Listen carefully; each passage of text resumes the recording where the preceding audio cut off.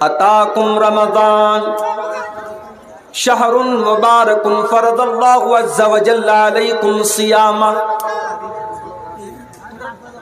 اے میرے صحابہ، رمضان آ چکا ہے، برکت والا مہینہ آ چکا ہے.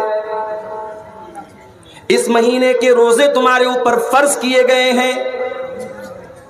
تفتح فی ابواب السماء، اس مہینے میں آسمان کے دروازے کھول دیے جاتے ہیں. وتغلق فی ابواب الجحیم، اور جہنم کے دروازے بند کر دیے جاتے ہیں.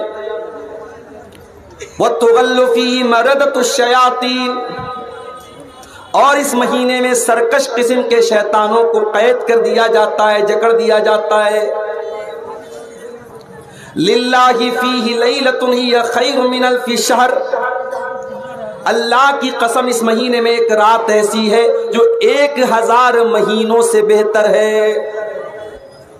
من حرم خیرہا فقد حرم الخیر کلہ، جو اس رات کی عبادت سے محروم ہو گیا، جو اس رات کی بھلائی سے محروم ہو گیا، وہ تمام بھلائیوں سے محروم ہو گیا. یہ مبارک مہینہ بالکل قریب آ چکا ہے. اس مبارک مہینے کے آنے سے پہلے ہم ذرا اپنا جائزہ لیں کہ ہم رمضان میں انٹری کرنے جا رہے، رمضان میں داخل ہونے جا رہے، ہمارا حال کیا ہے؟ کہیں ایسا تو نہیں کہ ہم گناہوں کی دلدل میں ڈوبے ہوئے ہیں؟ کہیں ایسا تو نہیں دنیا میں ہمارے گھر میں مہمان آتا ہے، ہم اچھا کپڑا پہنتے ہیں، گھر کو سجاتے ہیں، آنگن کو سجاتے ہیں، اور رمضان کا مہینہ آ رہا ہے اور ہم اور آپ اللہ کی نافرمانیوں میں ڈوبے ہوئے ہیں، گناہوں میں ڈوبے ہوئے ہیں، ہمارے دل گندگیوں سے بھرے ہوئے ہیں. میرے پیارے ساتھیوں، اس مہمان کے لیے اپنے آپ کو تیار کرو، اور اس مہمان کے لیے اپنے آپ کو تیار کرنا ہے تو سب سے پہلا کام یہی کرو کہ توبہ کرو اللہ تعالیٰ سے. ہمیں سے بہت سارے لوگ ایسے ہیں، پچھلے سال وہ ہمارے بیچ میں تھے، اس سال وہ ہمارے بیچ میں نہیں ہیں. ان میں بزرگ لوگ بھی ہیں، 80-90 سال کے ہو کر کے اللہ کے پاس چلے گئے، اور ایسے بھی لوگ آپ کے بیچ میں رہے ہوں گے جو بالکل نوجوان تھے، ینگ تھے، اور کسی بیماری میں، کسی حادثے میں، کسی ایکسیڈنٹ میں ان کا انتقال ہو گیا اور وہ اللہ کو پیارے ہو گیا. مجھے یاد ہے اسی جھارکھنڈ کے علاقے میں ایک مہینہ بھی شاید نہیں ہوا ہوگا، دیوگھر کے علاقے میں میرا پروگرام تھا،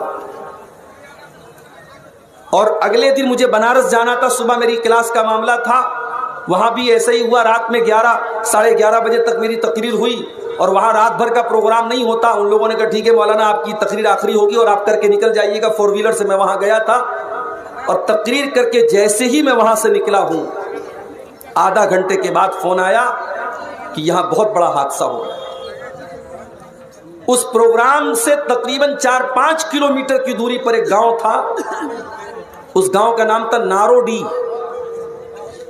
اس گاؤں کا ایک نوجوان، بالکل ینگ 20-22 سال کا نوجوان لڑکا، وہ لڑکا پروگرام میں آیا تھا، اور بعد میں جب فوٹو میں نے دیکھا تو مجھے یاد آیا کہ وہ لڑکا مجھ سے ملنے بھی آیا تھا. تقریر کے بعد میں اسٹیج سے اترا، مصافحہ بھی اس نے کیا تھا.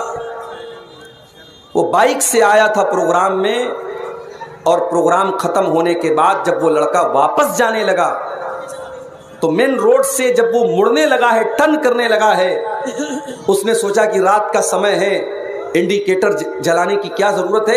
اس نے ڈائریکٹ گاڑی کو موڑا ہے، انڈیکیٹر کا اس نے کوئی اشارہ نہیں دیا. پیچھے سے پک اپ نے اس کو ٹکر ماری ہے، اور اتنی زوردار ٹکر ماری. پک اپ اپنے آپ میں بھاری گاڑی ہوتی ہے، اس کی بائک میں جا کے وہ پک اپ لڑی ہے.